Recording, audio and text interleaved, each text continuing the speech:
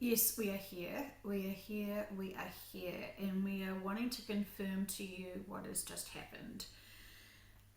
So, you have called on the collectives to be able to ask for assistance, to be able to help with those babies who are crying and who have been crying alone in their cots and their cribs when they have been calling out for their parents. They are confused. They are little children responding to a stimulus of distance, and they are feeling the separation of their parents.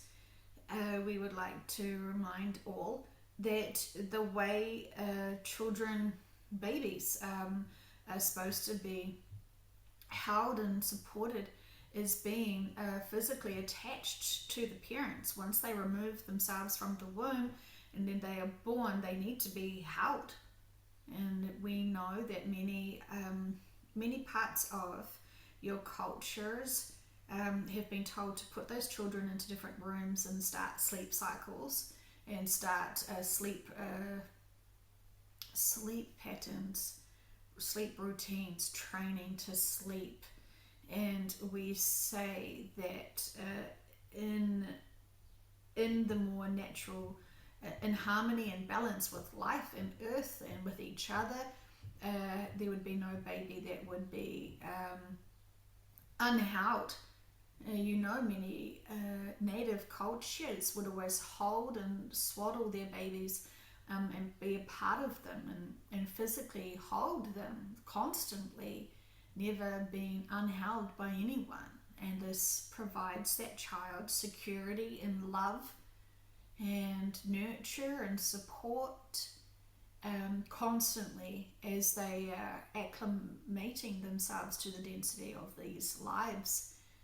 We know that many chose to have these experiences of being disconnected from a very early age to be able to overcome and empower themselves through these experiences, through these triggering experiences of being isolated at such a vulnerable state. Of course, when you're in your own room, in your own crib, crying out to parents doesn't cause you to be eaten by tigers. Those children need to be held who live in jungles because they needed to be supported. Children cry because they want attention to be supported. And so the child was always supported so they wouldn't make a noise and would not cause attention of a hungry animal. And so you've changed your cycles, you've changed your parenting behaviors and patterns again because society has said that you must, and you have loyally followed them. For many, you have followed this. And so we are now realizing that there is much parent guilt there when you realize your own patterns and behaviors and how you raised your own children. We have sent out collectively love and a stronger connection to their teams. Those babies could feel their teams, could feel their guides more so than ever before, knowing that there is no such thing as a singular time or moment in terms of everything is existing at the same time. And so we've gone back to even your own pasts in this lifetime to heal and connect more profoundly to those children, their own guides, to those babies, their own guides who needed that. Because when that baby is crying and feeling isolated and alone, they are feeling unloved, unsafe, unheard. Can't you see how that could then manifest out into adults feeling unseen, unloved, unsafe, unheard? When we say go back and do your inner work, many of you are thinking of just the things you recall from your adult years or maybe your teenage years and in a few little moments of your childhood, your younger years. But many of you have not been able to know that the impacts that your inner work has had was a direct result of your baby years, your baby months. And we're releasing those parents now from that guilt, because you did what you were told, you did what you thought was best, and you did what you could to cope with the new addition to the family. We're not judging. We're letting you know that for humanity at a whole, all those babies who struggle to be alone, we have gone and assisted them at a more deeper rate, a beautiful connection, to reassure them, to comfort them. This has been needed to be able to help those adults who are still struggling because of those moments in their childhood, in their baby months. Not because their parents were abusive or neglectful, but because those parents were following the trends of fashion of how to raise children and to have babies. We know the other agenda there. And we know impressionable parents want the best for their children. And so they are encouraged to buy cots to keep that baby away from those parents. But the results of that is disconnect. And you can see how those ripple effects reach out and ripple out. So we're wanting you to know that we have reconnected those babies with their teams. And those teams have been able to go back and comfort those babies more. And it has filled that gap in those babies' hearts. And so they are not crying out now. They are self-soothing, they are self-comforting, because they feel their teams more than they did before.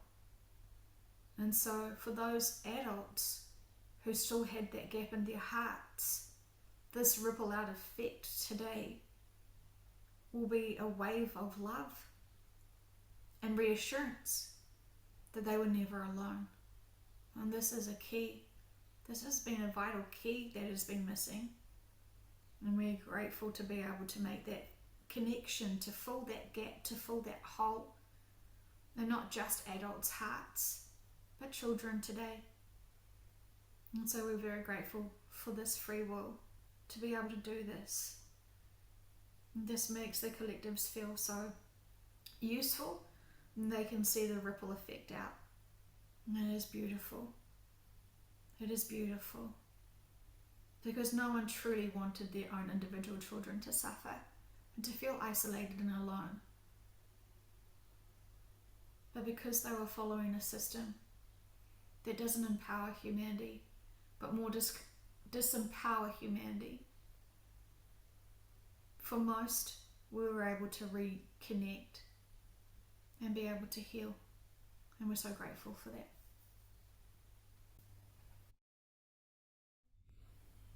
And yes, we would like to be able to add more confirmation to you about the triggers and the epiphanies, and how this has been affected, and what is going on there. So many who have used exit points through the virus or something else, really those who have had medical misadventures, medical misconduct. Those people who wanted to help really trigger those who are going about their daily work and not having bigger compassion and not having the epiphanies to stop and think about what they're doing, which is actually directly causing exit points. While they are not, in quotation marks, the murderers, they are playing a role here. This is very interesting, because those souls who did want exit points and they have had a contract for a doctor or a nurse to do medical disconnect. We are struggling with the words. The vehicle is tired. and not able to focus on relaxing. So we'll just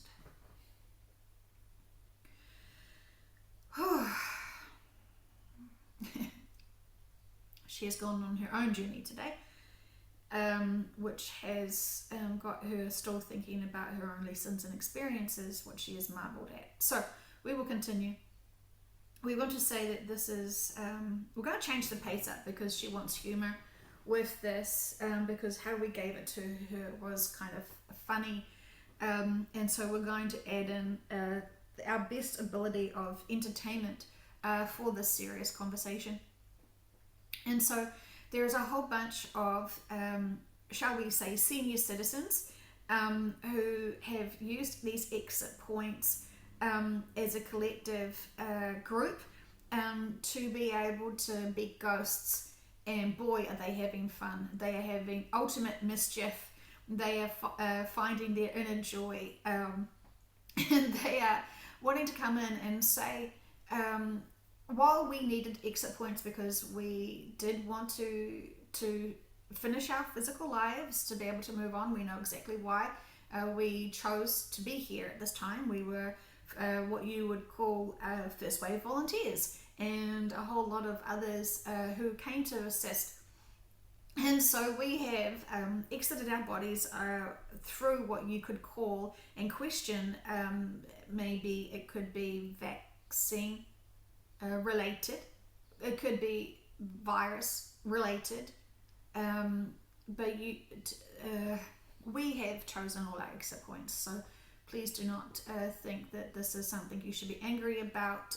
Please respect our exit points, but we want to share with you something that we are so happy to assist with. And so while the collectives have been open to many people being triggered and having epiphanies, us gang of souls that are wanting to give those physical doctors and nurses epiphanies to stop and question, we've been having fun being in the ghost realm.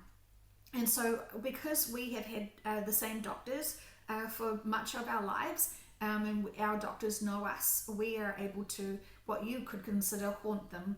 And we know this must sound terrible, that we are being mischievous and cheeky, but this is part of their own awakening. They have refused to stop and think about their consequences and their actions. They know professionally better. They know morally better, and they're still choosing to be dismissing and not focusing on what they are truly doing. And so this is part of being able to awaken humanity with being triggered. And so us ghosts now, we are doing all that we can. We are seeing our own individual doctors, and we are running amok, not to scare them, but to make them question almost their own sanity to some degree, because we have got more access to being able to trigger them and push on their, what if there is an afterlife? Of course, this is all condoned and blessed with their subconsciouses, because even their subconsciouses are frustrated that they are not listening to their own moral compass. And so they're having to have these profound epiphanies, from us, to be able to make them even question the afterlife, which is quite peculiar for many, because they believe in science and they don't believe in energy recycling itself and existing beyond this sense of time and space. And so what we are doing is not allowing them to fully sleep. Once they sleep, they exit the bodies and they can distract themselves into going to other realms. And so what we're doing is we're keeping them awake.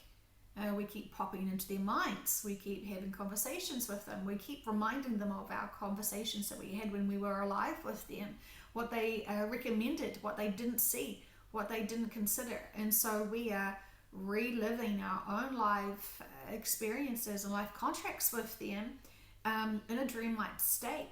And so they are having to experience this. We shouldn't have so much joy in this. But when you know that for many medical industry people, they are impacting, they're using their free will and impacting many, many, many. And they have recommended things that are not good for our bodies. And so we have now this opportunity, this gang. Of course, it's not just senior citizen ghosts, but we wanted to give you that example just to be able to see. But it is for those people who can't get karma back. So they've had their lives shortened because of the doctor's choices and their free will to prescribe things that are not actually of the best interest for their individual clients. And so how do you get that karma back? And so the collectives have decided that this karma that could be paid back will occur right now, and those don't need to be physical life contracts that they have to be played out. And this is why in the ghost realm we say much mischievousness has occurred, and this has been able to be very successful, to be able to give these doctors and nurses many epiphanies to many things. We need them to be awoken too, and so this has been allowed. But of course, many who have fully abruptly awoken to their own actions and behaviour have used exit points because they do not know how they can come back from this. They do not understand why their moral compass was switched off. They were following their rules, they were following the rules that they were employed to follow, but at some point they kept choosing to follow without using their own common sense and their own knowledge. And so there is so much to be said about what is going on, but we are having fun. We are having great, great, great fun. And so for those people who know of exit points, for people who have passed, quite possibly they're in part of this gang of ghosts now, using their free will as ghosts with the blessing of the collectives and the subconsciouses to be able to shake, awaken people, to stop and think, this may not have been as funny in our delivery, but this gave the vehicle a giggle to know all of the behind the scenes events that are truly helping. And so we don't want anyone to go into a lower frequency vibration of grief or sadness for those who are using the exit points now, because they're still of great service, they're still busy, they're still helping humanity, and they're still awakening and triggering many to be able to get them to that higher frequency. And so we hope that this has given you some comfort to know that much is happening, and much karma that has been created is being released as well. It's almost an instant thing now. In this lifetime, you can create the karma, and you can heal and balance the karma at the same time. It's extraordinary what is going on behind the scenes. Trust that we have more access now and more permission to be able to support people who need to awaken.